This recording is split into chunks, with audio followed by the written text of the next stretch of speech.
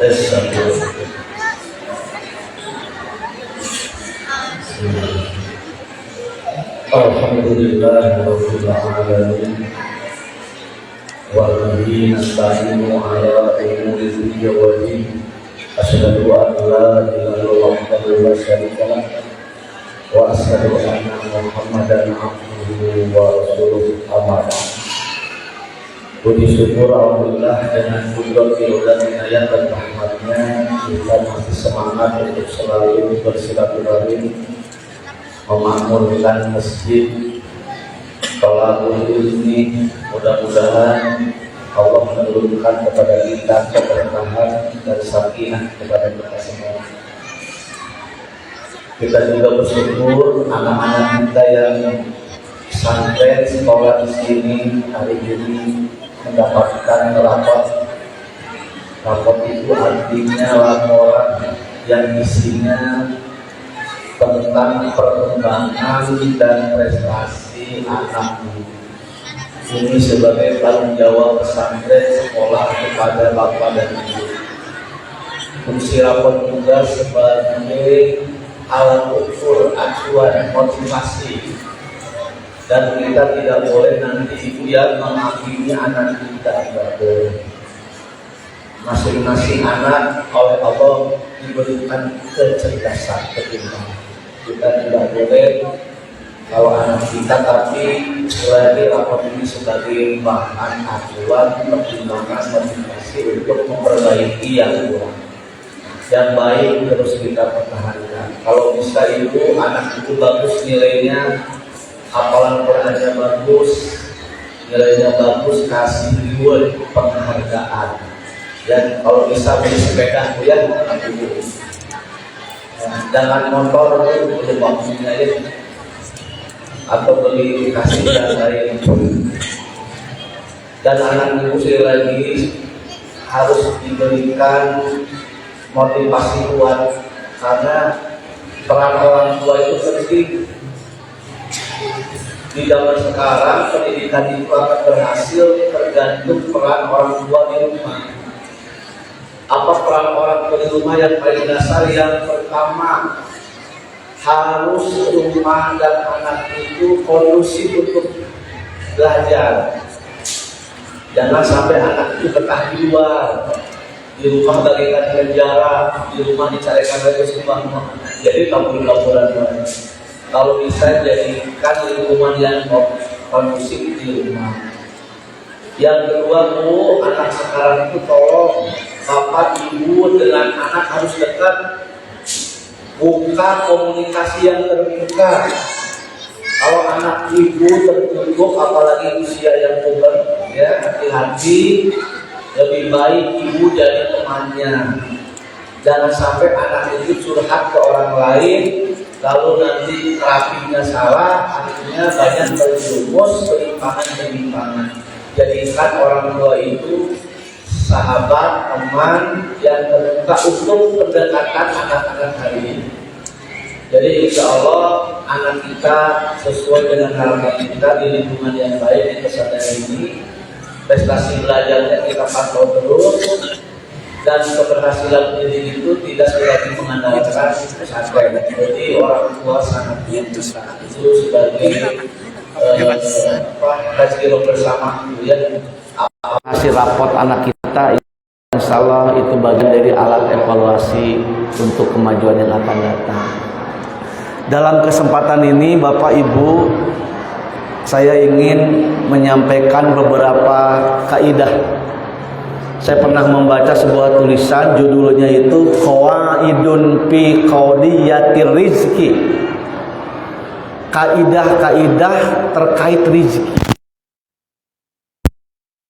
Ekonomi melambat, lemah, daya beli masyarakat berkurang. Tentu bagi kita banyak persoalan asal mulanya terkait dalam PS2. Terkait apa? Dalam PS2 ya. Kita kembali kepada Al-Quran dan Sunnah. Bagaimana ajaran Al-Quran dan Sunnah terkait rezeki? Itu ada prinsip-prinsipnya.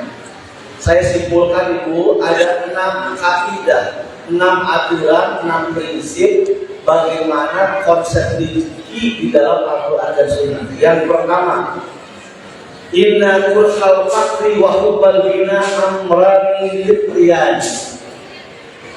Sesungguhnya manusia itu membenci kefakiran. Sekali lagi, manusia itu tidak senang kepada kefakiran.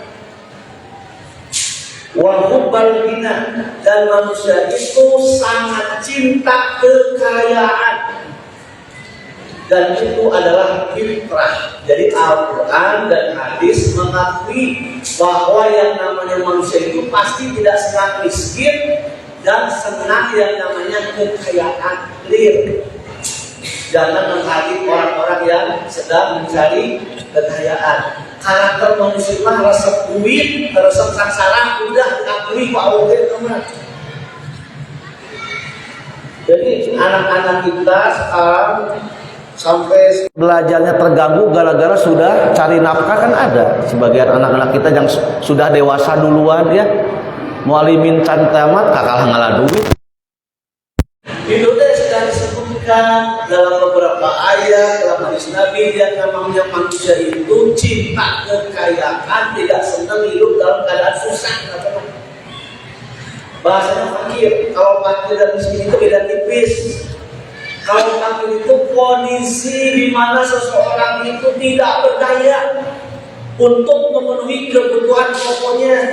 Itu namanya fakir. Makanya dalam mustahil zakat, fakir itu nomor 1, prioritas nomor 1 adalah fakir. Dia tidak berdaya apa-apa. Siapa saja orang fakir itu pertama adu apa? Orang yang lemah fisiknya, dia tidak bisa bekerja. Dia menunggu kebaikan keluarganya, kebaikan tetangganya, kebaikan jamaah. Itulah orang fakir. Kalangan apa? Orang yang lemah secara fisik. Itu orang fakir harus dibantu. Negara wajib membantu, jamaah wajib membantu, keluarga dan kerabatnya wajib membantu seorang yang fakir. Jangankan untuk memenuhi hal yang lain, biaya pendidikan, untuk makan minum saja dia tidak bisa. Dan saya yakin semua manusia di dunia ini tidak mau dalam kondisi fakir. Al-Quran menyebutkan itu. Umumnya manusia tidak senang jatuh dalam kefakiran. Kalau miskin itu orang yang berusaha, dia mampu bekerja, dia berusaha, tapi tetap belum memenuhi kebutuhannya. Ustaz, cuma ada orang tua penghasilannya sebulan cuma 1,5 juta, hari anak 5, waduh. Dari mana? Itu biaya pendidikan juga inna wajib. Makanya ada kewajiban zakat itu untuk menolong yang ini, yang fakir di sini.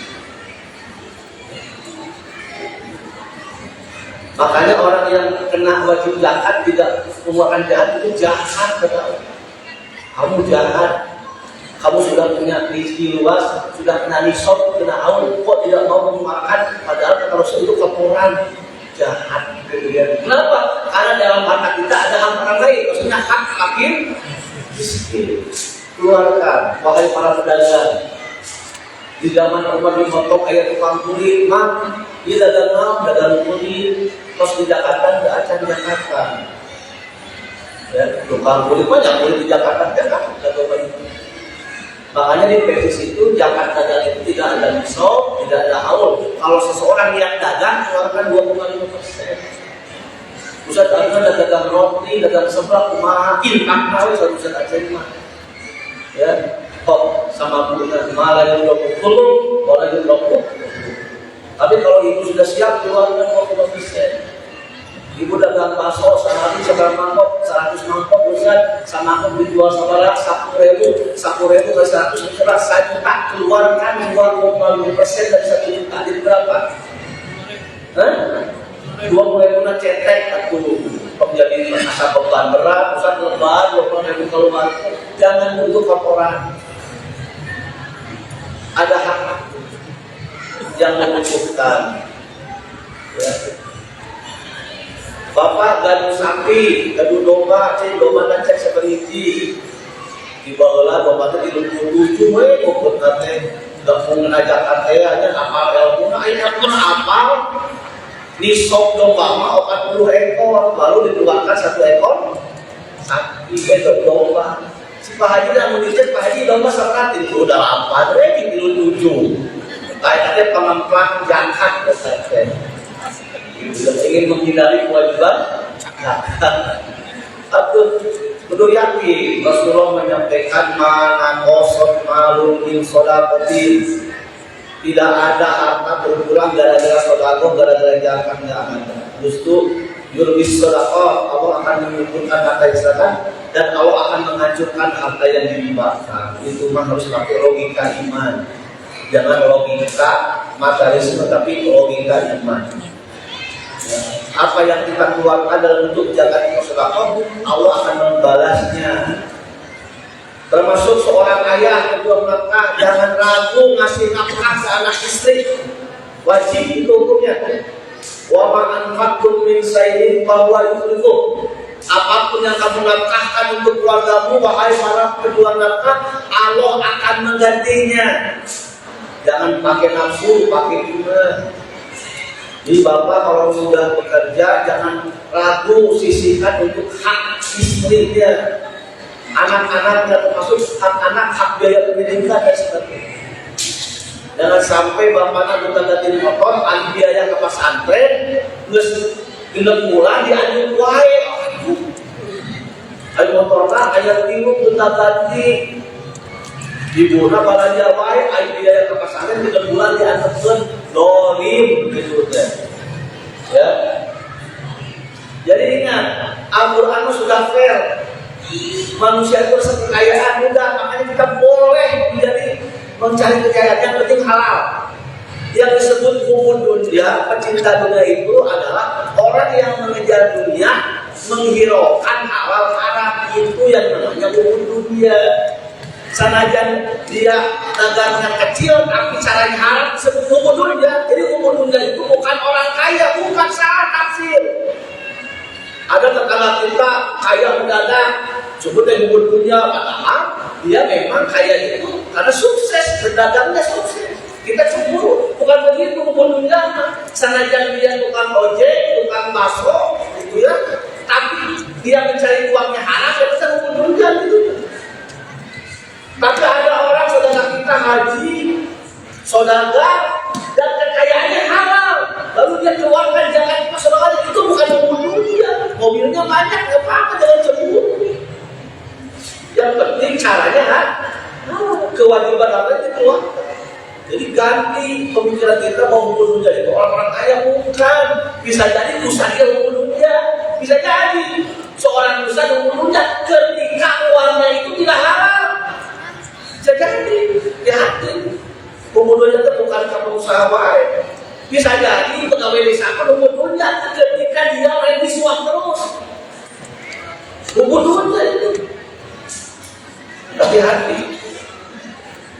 Jadi Al-Quran sudah membiarkan kalian itu senangnya mengumpulkan harta, iya, sudah diakui. Al-Haqqul hasil kata Yusuf Makobi. Manusia itu suka bermegah-megahan sampai dibawa ke yang kubur, apalagi itu orang Cina. Kenapa orang Cina itu kalau kuburannya megah-megah? Karena punya keyakinan hartanya itu nanti dibawa ke akhirat katanya. Jadi dibawa kan kuburan Cina masing-masing dijual kayak emas, kayak merah. Maka sampai tahu kan juga selalu. Karena mereka meyakini harta dunia itu nanti buat bekal katanya. Kalau kita kan enggak, ketika manusia dikuburkan maka tinggal harta yang ditinggalkan, anak-anaknya. Yang ada cuma apa? Amaluhu, amalnya saja yang bisa menyelamatkan. Itu Bu, prinsip yang pertama aja, manusia mah resep kekayaan, ya wajar. Jangan sampai anti. Justru hari ini umat Islam harus kaya. Kalau fakir ripuh. Pendidikan tidak akan maksimal kalau nggak punya uang apanya. Budak dah yang laptop dah teboga atuh ribu. Justru ke kata Ibnu Sirin, ya, umat Islam itu harus kaya. Almal fi zamanina silahun. Harta di zaman kita hari ini, kata Ibnu Sirin dulu zaman tabi'ut tabi'in, bahwa yang namanya harta itu senjata buat umat Islam. Umat Islam harus sejahtera, harus maju, Bu. Hok. Ya, jangan sampai kita di zona nyaman, narimakeun kieu we. Jangan. Pada dasarnya manusia itu tidak senang fakir, senang kekayaan. Yang penting tadi, jangan cara-caranya tidak halal. Yang kedua, kaidah yang kedua, Bu. Ya, jadi kan saya akan membacakan 6 kaidah tadi, Bu, ya. Kaidah yang kedua, innallaha ta'ala qad takaffala bi arzaqil khalaiq. Sesungguhnya Allah telah menjamin rizki semua makhluknya. Bu, Allah sudah menjamin rizki semua makhluknya. Ustaz, rizki itu apa? Rizki itu mayan tapi ubihil. Makhluk, sesuatu yang bermanfaat bagi makhluk. Madian berupa materi atau ma'nawian atau non materi. Kita salah sangka bahwa rizki itu duit, mobil, rumah, itu mah sebagian rizki. Ibu datang ke sini dengan sehat, itu pun rizki. Bapak bertani tiap hari ke ladang, ke kebun, sehat, seger, tidak sakit, itu pun rizki. Kata Rasulullah, orang bangun tidur, pas bangun tidur enak, sehat, lalu hari itu ada makanan, lalu ketika keluar rumah pergi selamat, pulang selamat, itu teh ciri kebahagiaan seorang manusia. Kadang-kadang orang sok tara syukuran, sehat ke rizki, tetangga yang baik rizki, anak kita soleh itu teh rizki. Ketika anak ibu soleh, baik, taat ke orang tua, eta teh rizki yang berharga. Da orang rizki teh eta we dal PS2 wae kadinya wae. Padahal sesuatu yang bermanfaat bagi kehidupan kita itulah rizki. Termasuk rumah ibu, walaupun tidak besar tapi teduh, alhamdulillah. Pas waktu gempa, alhamdulillah rumah ibu masih kena adeg, eta teh rizki dari Allah. Itu ada di Sukabumi, di Pelabuhan Ratu, baru bangun rumahnya 3 lantai istana, kemarin kebanjiran, Bu. Kita alhamdulillah ya masih terhindar dari musibah itu, alhamdulillah. Nah, Allah sudah menjamin semua makhluknya. Apa dalilnya? Banyak, Bu. Ini ayat yang populer. Wa ma min dabatin fil ar illa 'alallahi rizquha. Semua binatang melata yang ada di muka bumi ini Allah jaminkan rizkinya. Dabah itu, Bu, tafsirannya itu adalah hewan makhluk yang punya tangan dan kaki, yang bisa ngerondang, bisa jalan. Yang termasuk dabah apa saja? Sapi, domba, manusia pun sama, sebut dabah. Alien juga kalau ada mungkin dabah. Bahkan ciri akhir zaman bahwa nanti ada dabah keluar dari perut bumi. Dabah itu ya tafsiran harimau, anak-anak monster katanya. Itu ada dabah. Termasuk cak-caknya dabah, cak-caknya tos aya rezekinya, Bu. Jadi jangan khawatir cak-caknya tos aya rezekina. Rezekina teh naon? Reungit. Reungit aya rezekina, aya apa rezeki dari reungit itu? Kulit kita. Makanya kalau ada reungit lu nempel antepkeun garunya. Tong ditepak atuh, Bu, dolim. Itu cuma nyedot tungkul kurang dipaehan. Dolim teh, Bu. Teu saimbang, kudu diciwit. Lamun aya reungit ciwit deui kuduna sebanding. Kunaon atau dikeprak ku ibu. Jadi jangankan manusia, semut pun sudah ada rezekinya, jangan khawatir. Ya. Tetapi ada kaidah ketiga. Apa kaidah ketiga? Arizku madmunun wa sa'yu matlubun. Rizki itu ditanggung oleh Allah, dijamin oleh Allah, wa sa'yu matlubun, tetapi usaha mah dituntut, diperintah.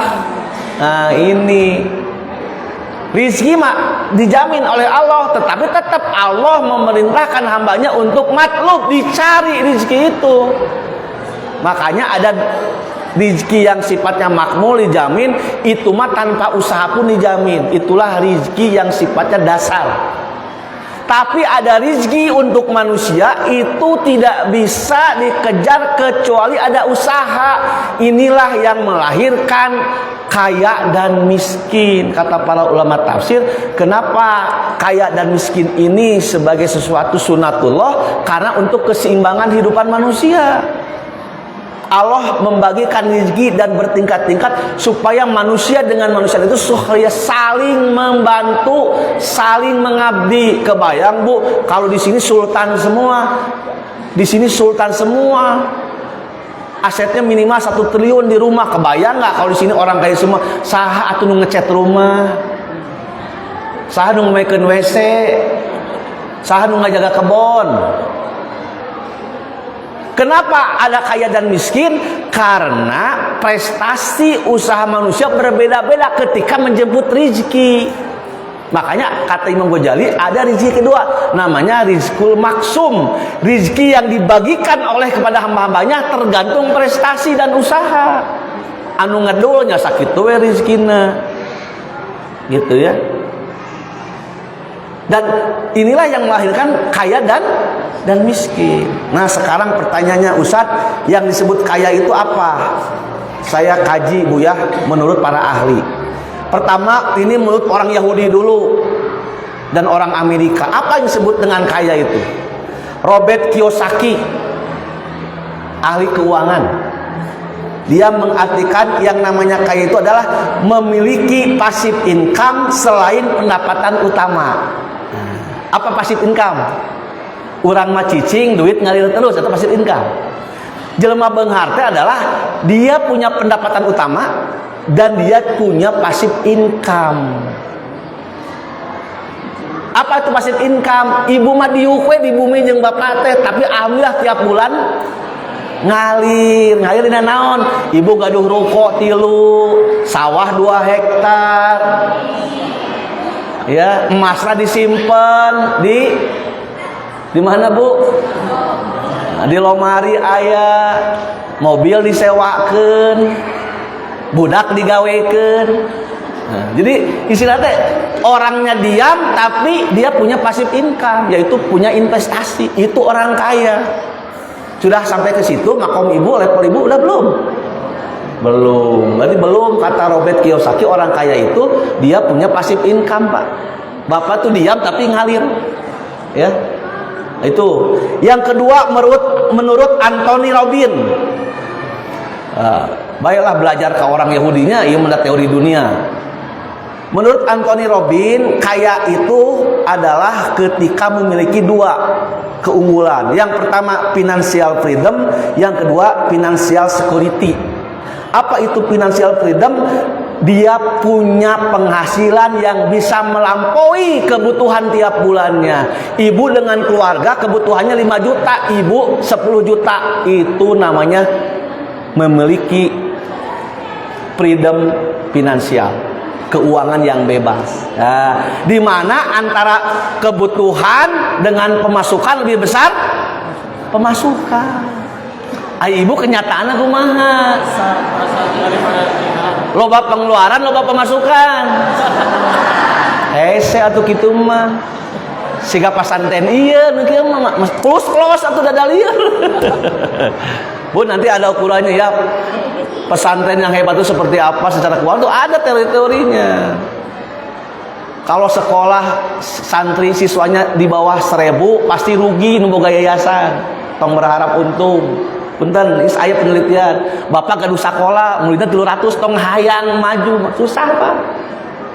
Kalau santrinya 1000 sampai 2000 itu alhamdulillah, itu sudah lumayan bisa membayar aktivitas sekolah. Nah, pesantren Firdaus ini kategorinya santrinya lebih dari 1000 kan? Ya plus, kadang-kadang defisit. Yang paling hebat itu ketika pesantren itu santrinya lebih dari 2000, insya Allah eta na beunghar tah kiai teh.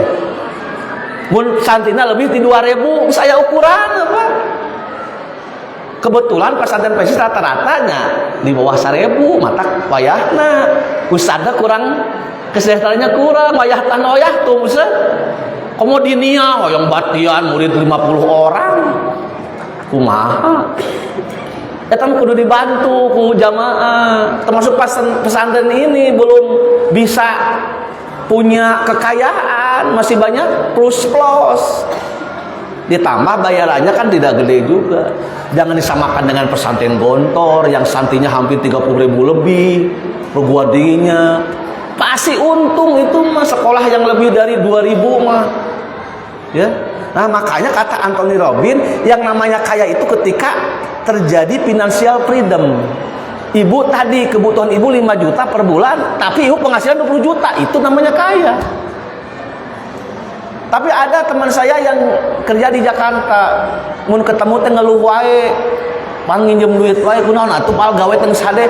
Iya, dia penghasilannya 35 juta tapi pengeluaran hidupnya 40 juta. Mau bengar-bengar atuh gitu mah. Gitu ya.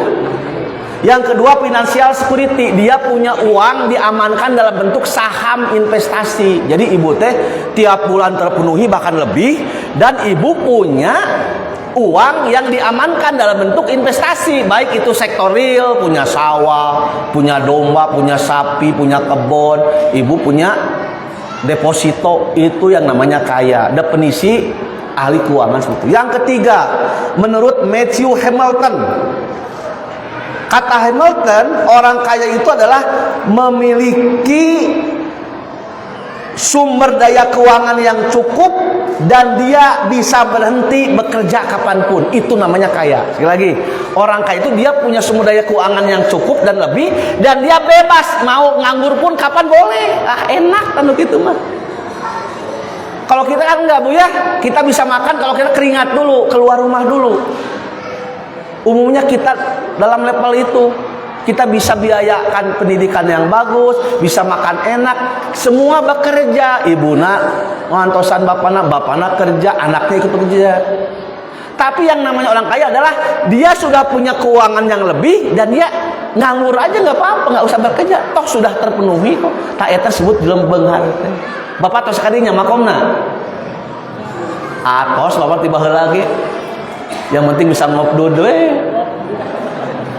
Jadi orang kaya itu adalah orang yang kapanpun dia bisa berhenti bekerja. Ngapain? Terus ayat terus cukup. Nah itu definisi Hamilton. Ya.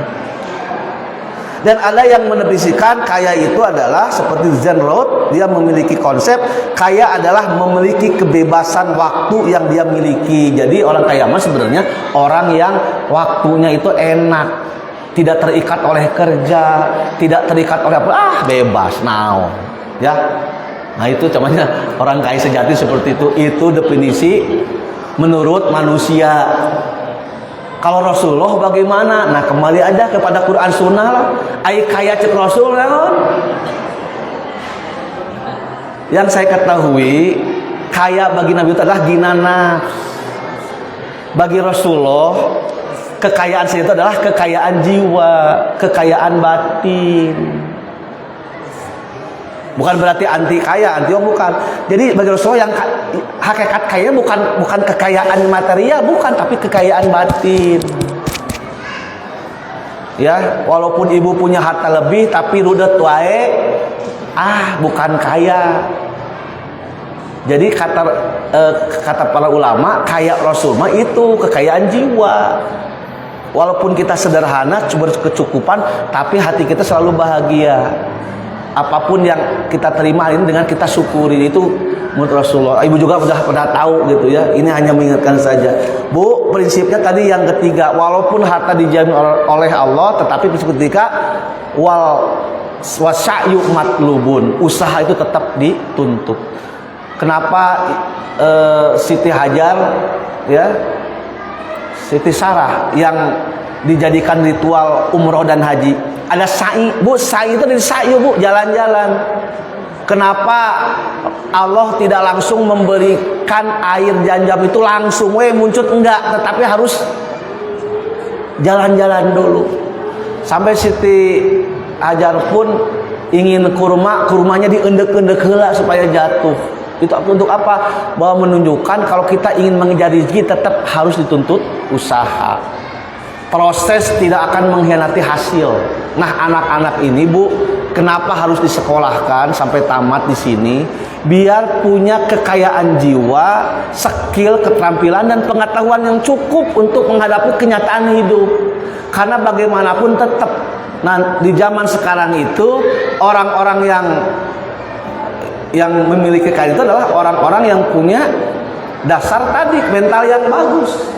Ya, mudah-mudahan ibu memantau itu gitu ya. Kenapa? Karena sekali lagi ujung-ujungnya kaya dan miskin itu tergantung usaha seseorang. Karena ada rezeki yang kosnya itu.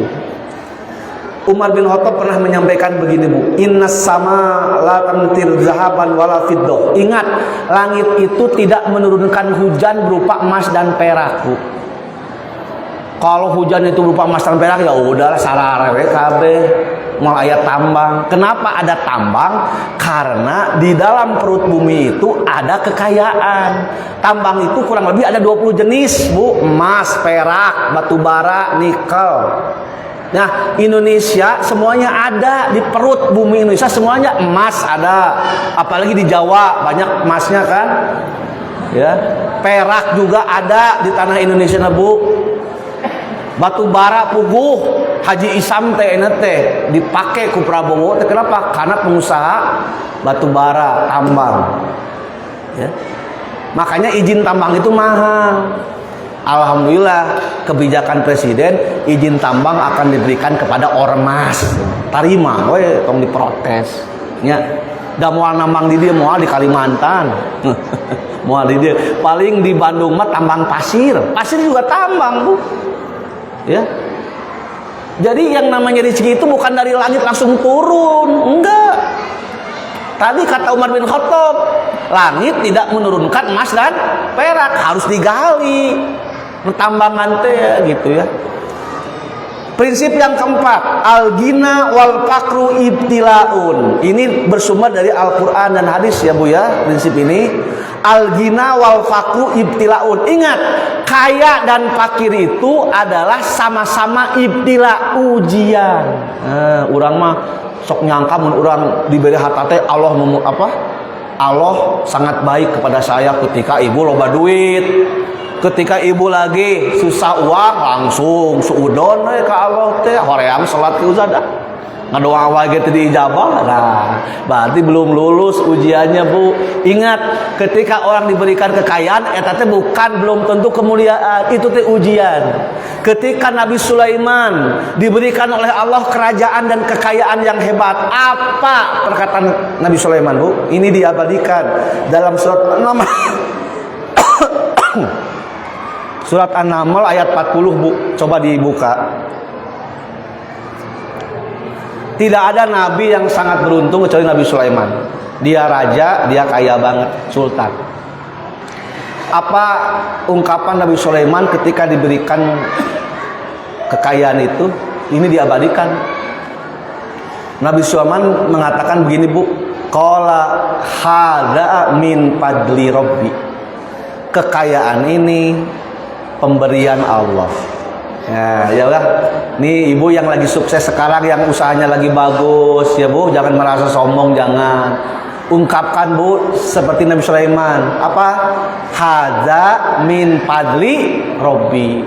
Kekayaan ini karunia pemberian Allah. Liyabluwani, kata Nabi Sulaiman. Untuk menguji aku, untuk ngetes, untuk menguji. Aaskuru, apakah aku orang yang bersyukur, am akfuru, atau aku orang yang kufur. Jadi hati-hati nih. Dan orang-orang yang sedang fakir, kesusahan, jangan sombong juga. Itu ujian sama. Ngan mulai taros Ustaz Latif dek diuji kekayaan, dek diuji kemiskinan. Abi milih diuji kekayaan. Dipuh aya miskinan. Waduh, kalau ibu tanya gitu ya, mau diuji oleh Allah dengan kekayaan atau kemiskinan? Mending kekayaan sebenarnya gitu ya. Tapi itu sama-sama ujian, Pak. Sama-sama ujian. Bahkan dalam Al-Quran ada karakter manusia kalau dikasih kekayaan banyak, dia melampaui batas hidupnya. Terbalik hirupna teh justru aya hamba Allah lamun loba duit terbalik, Pak. Hirupna teh terbalik. Salat hararese gitu ya. Loba duit teh ngajauhan keluarga. Jeung tetangga teu wau. Aya jelema anu mun dibere rezeki terbalik. Gitu ya. Makanya hamba ini oleh Allah tidak diberikan kekayaan. Cukup aja. Makanya harus husnudon. Ustaz kunaonnya abi teh kieu wae, itu husnudon. Bisa jadi kalau kamu jadi sultan, jauh ti pasantren, jauh ti ustad. Gaul teh da beungar teh di sultan teh gaul teh jeung gitu. Jadi ada hamba Allah yang dia kalau diuji kekayaan tidak lulus, Pak. Tapi sebaliknya, kalau dia diuji dengan kepakiran, kemiskinan, dia soleh, dia lulus. Ada itu. Dan ada juga hamba Allah, lamun diuji kemiskinan, dia terbalik oke gitu. Tapi diuji kekayaan, dia lulus. Ada. Itu misteri hidup ini. Yang jelas, kekayaan dan kepakiran itu keduanya adalah alat uji Allah kepada hamba-hambanya. Apakah kita bersyukur atau kufur? Itu saja. Itu poin yang keempat. Poin yang kelima, Bu. Kan ada 6, Bu ya. Poin yang kelima. As-sa'adatu laisat fil mali faqat. Nah, ini penting catatannya. As-sa'adah, kebahagiaan itu laisat fil mali faqat, bukan hanya dalam harta. Anak-anak kita, generasi kita itu mindsetnya yang namanya kekayaan itu adanya di harta, di duit. Padahal Allah menegaskan tidak seperti itu. Wajar, karena naluri manusia senangnya kekayaan. Tapi ingat ya, tidak ada hubungan positif antara kekayaan dengan kebahagiaan. Kebahagiaan itu tidak dari kekayaan saja. Bisa jadi ada kebahagiaan itu di luar kekayaan. Ada orang yang memang, mohon maaf ya, kebahagiaannya adalah di posisi sederhana. Bahkan Rasulullah pernah berdoa, ya Allah, wafatkan saya dalam keadaan miskin. Karena Rasulullah pernah kaya, karena pengusaha dulunya. Tapi akhirnya Rasulullah ingin memilih dalam hidup keadaan miskin. Jadi jangan ada ukuran bahwa bahagia itu adalah yang punya rumah mewah, bahagia itu yang punya mobil banyak, bahagia itu orang-orang yang pintar, yang gelarnya doktor. Enggak dijamin. Bahagia itu adalah orang-orang yang punya gelar profesor. Enggak. Kebahagiaan itu adalah orang yang pernah jadi menduduki legislatif. Orang yang bahagia itu adalah yang jadi gubernur. Tidak ada jaminan itu. Ya. Kata Profesor Hamka dalam bukunya Tasawuf Modern, ahli fikir, ahli falsafah terbagi 2 mazhab berbicara hakikat kebahagiaan. Mazhab yang pertama mengatakan bahagia itu terletak di dalam jiwa. Jangan ada kaitkan bahagia itu dengan kekayaan dan materi. Kata golongan yang pertama sangat idealis. Jadi yang namanya bahagia dan tidak tergantung ibu mengolah batin ibu. Sanajan ibu naik motor hujanan dengan si bapak suami, tapi dinikmati, insya Allah bahagia, Bu. Ya, hok naik motor hujanan, amang sampai ke Cidaun, lalu ibu filmkan, viralkan, bahagia, Bu. Netizen insya Allah, Bu, menyala abangku, pasti didukung. Gitu ya. Tapi ada orang yang mobilnya mewah, mobil listrik, pas itu kasetrum di jero, nah, ayah, dan listriknya lo batering, ada itu. Jadi bahagia itu jangan, kata golongan yang pertama, bahagia itu jangan dikaitkan dengan materi, jangan. Bahagia itu murni urusan batin, ya. Ketika ibu lagi temukan duit, tapi batinnya bahagia, itu bahagia, Bu. Ya, komo lo duit, tambah bahagia, San. Ya mangga, itu yang penting mengolah batin saja. Termasuk pesantren di sini jangan melihat kekurangan aja, pesantren di kieu-kieu atuh Bu malah bahagia-bahagia, budak teh mendiduktin gitu mah. Nikmati aja udah di sini. Ini pemberian Allah pesantren ini. Alat-alatnya masih sederhana, belum ada misalkan komputer, laptop yang bagus. Nikmati, dah anak mah bahagia insya Allah. Ibu aja yang punya standarnya tidak bahagia. Jadi bahagia itu adalah ujung-ujungnya adalah bagaimana mengelola batin. Itu menurut golongan yang pertama. Golongan yang kedua, bahagia itu memang dirasakan oleh jiwa, tetapi seseorang tidak akan mengalami kesempurnaan kebahagiaan kalau dia tidak mendapatkan kesempurnaan materi. Tetap materi itu penting, itu yang kedua, dan itu lebih realistis lah. Nu kahiji mah idealis gitu ya. Tapi Al-Quran menegaskan asyadah, kebahagiaan itu tidak terkait dengan harta. Bisa jadi seseorang hidupnya diuji oleh Allah dengan kekurangan, dengan kesederhanaan, tetapi karena kaya jiwanya kaya, Bu ya. Tidak, dia, Bu, jangan sangka pejabat hari itu tenang, Bu. Bisa jadi masalah tidur mah ibu nomor 1 juara. Kita mah enak tidur teh nya balik ke kebon langsung tibra cek budak teh ngorok si bapak si mama nikmat gitu. Tapi para pejabat Bu, dia harus bekerja laporan tiap tahun. Semakin jabatannya tinggi, semakin hidupnya itu disiksa, diatur oleh pertanggungjawaban. Kata siapa pemimpin itu enak? Kata Rasulullah, ingat, kamu jangan ambisi jadi pemimpin. Nanti kepemimpinan itu menjadi nadamah, penyesalan. Kalau kita niatnya bukan ibadah, memimpin itu akan jadi penyesalan. Makanya mengolah batin itu sangat sulit. Kebahagiaan itu bukan persoalan jabatan, kekayaan, tapi mengolah batin kita. Nah, mudah-mudahan anak-anak kita Bu, didik batinnya, ajarkan juhud, ajarkan waro. Dulu para ulama salafus soleh kurikulumnya itu etawi juhud, waro, ya sabar, tawakal. Itu harus diterjemahkan di dalam kehidupan sehari-hari. Karena kalau anak itu diogok terus, ketika ibunya kekurangan, bapak atas pekerja deui, usahanya mundur, si anak akan berontak. Banyak anak-anak hari ini berontak orang tuanya yang dulu diogok segala dicumponan, pas bapaknya bangkrut, ibunya juga nggak kerja lagi, anak-anaknya protes, marah. Kenapa? Karena jiwanya tidak dilatih untuk menerima keadaan. Itu yang paling sulit. Itu mah kurikulumnya mal aya di sekolah. Itu mah di keluarga. Di sekolah ada juga pendidikan sekolah tentang itu ya. Di pondok itu ada. Makanya sekarang pendidikan PAUD itu kebanyakan pendidikan karakter dari mulai. Ya. Yang terakhir, kaidah yang terakhir, iya kawal haram. Kaidah rizki dalam Quran dan Sunnah, iya kawal haram. Hati-hati jangan terjerumus kepada yang haram.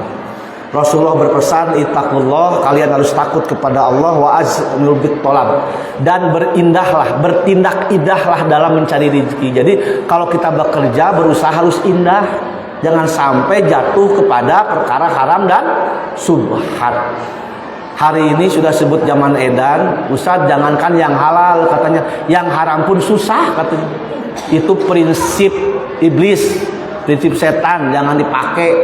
Yang halal masih banyak insya Allah, masih banyak yang halal itu. Jangan sampai kita senang yang haram.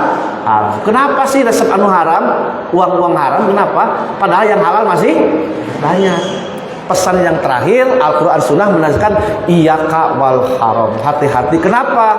Rasulullah menyampaikan, ya Ka'ab, wahai Ka'ab sahabatku, innahu lan yarbulahmu, ya sesungguhnya daging manusia yang tumbuh dari yang haram, ila kanat nalu aulabih, melainkan yang pantas dari tubuhmu itu kalau memang sumber dari yang haram, yang pantas adalah mendapatkan api neraka. Sampai di Bulughul Maram kita dulu belajar, ingat ya, dalam kitab Bulughul Maram, ta'isa abdud dinar wa dirham wal qatifah, celaka hamba dinar, hamba dirham, dan hamba qatifah.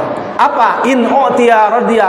Ada seorang hamba kalau diberi kekayaan, diberi uang, radiya, dia ridho, dia puas.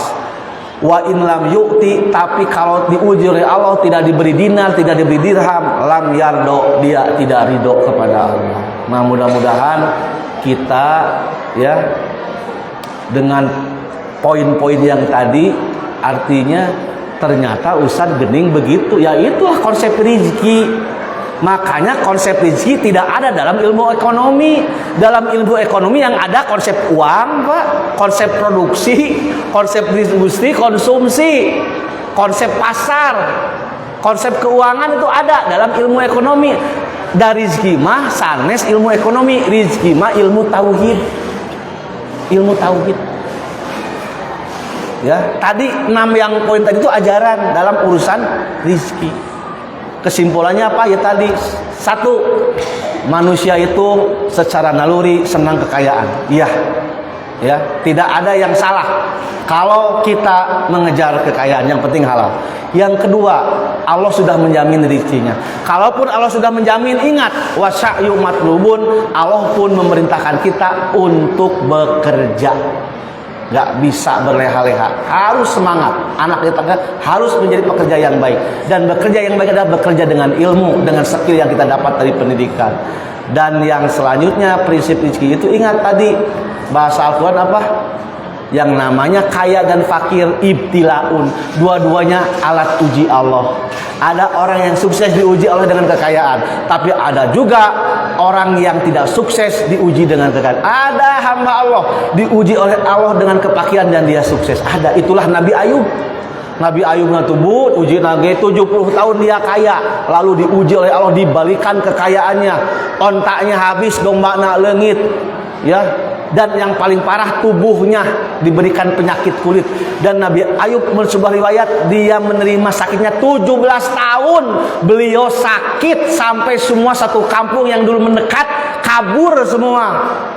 Yang setia hanya istri dan keponakannya. Semua tetangganya, saudaranya kabur. Nabi Ayub dulu kaya raya, sultan, jatuh miskin sampai punya penyakit kusta, penyakit kulit.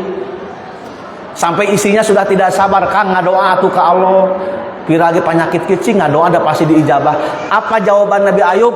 Saya tidak mau berdoa seperti itu, malu. 70 tahun kita diberi kekayaan oleh Allah, ini cuma diuji dengan sakit ini, cukuplah kita menerima ujian ini. Yang penting saya punya ruh, punya napas. Selama saya punya napas, saya nikmat untuk berzikir kepada Allah. Kata Nabi Ayub, justru dengan sakit ini saya lebih dekat dengan Allah, sering berzikir kepada Allah. Yang penting Allah ngasih ruh dan napas kepada saya. 17 tahun dah Nabi Ayub sabar. Akhirnya dengan kesabarannya itu, akhirnya kekayaannya dikembalikan kembali menjadi orang kaya lagi. Jadi Nabi Ayubna benghar lulus ujian, ketika miskin lulus ujian. Dan tadi yang kelima, ingat bahagia itu bukan semata-mata materi, tetapi bagaimana sikap kita terhadap takdir, itulah hakikat bahagia. Dan yang terakhir, ia kawal haram, jangan sampai anak-anak kita membiasakan mencari uang, rizki ada unsur yang haram, termasuk yang subhat. Insya Allah apapun yang kita terima tapi itu halal, bersih, itulah yang menghasilkan kekayaan. Kenapa Imam Bukhari 7 tahun hafal Quran, Imam Syafi'i 7 tahun hafal Quran? Ditanya oleh tetangganya, oleh jamaah, Bu, ayo Imam Bukhari masih para lintar kunaon? Apa jawaban ibunya? Saya tidak pernah memasukkan kepada anak-anakku makanan minuman dari unsur yang haram. Itu insya Allah bersih. Makanya Rasulullah menyampaikan, ada seorang laki-laki berdoa menanggalkan tangannya, ya Allah, kabulkanlah doaku ya Allah. Kata Rasul, bagaimana mau dikabulkan doanya sementara makanannya dari yang haram, minumannya dari yang haram, pakaiannya pun dari yang haram? Bagaimana mau diijabah oleh Allah? Nah, itulah prinsip yang terakhir. Bisa jadi kenapa tidak berkah harta kita, bisa jadi ada unsur-unsur yang haram. Apakah itu ada hak orang lain? Apakah itu dari pencurian, korupsi? Apakah itu dari penipuan, dagang yang dagangnya culas, tidak bersih, atau usaha kita masih ada unsur riba? Maka tinggalkanlah, karena itulah yang akan membinasakan kita. Itu saja Bapak Ibu, mudah-mudahan anak-anak kita di sini tambah soleh, Bu ya. Jangan khawatir, kecerdasan akademiknya dipantau. Tidak ada yang, sekali lagi Bu, saya selalu menyampaikan, tidak ada anak yang bodoh, nggak ada. Anak itu semua pintar. Cuman ada yang pintar di intelektual, ada pintar di fisik, ada pintar di secara emosi. Semua adalah kekayaan Allah, anugerah Allah yang kita harus syukuri. Yang penting anak-anak kita dipantau oleh kita semua. Mudah-mudahan mereka di lingkungan yang baik, menjadi orang-orang baik dan calon pemimpin yang hebat semua. Sekian, terima kasih. Aqulu qouli hadza wa astaghfirullaha li wa lakum. Assalamualaikum warahmatullahi wabarakatuh.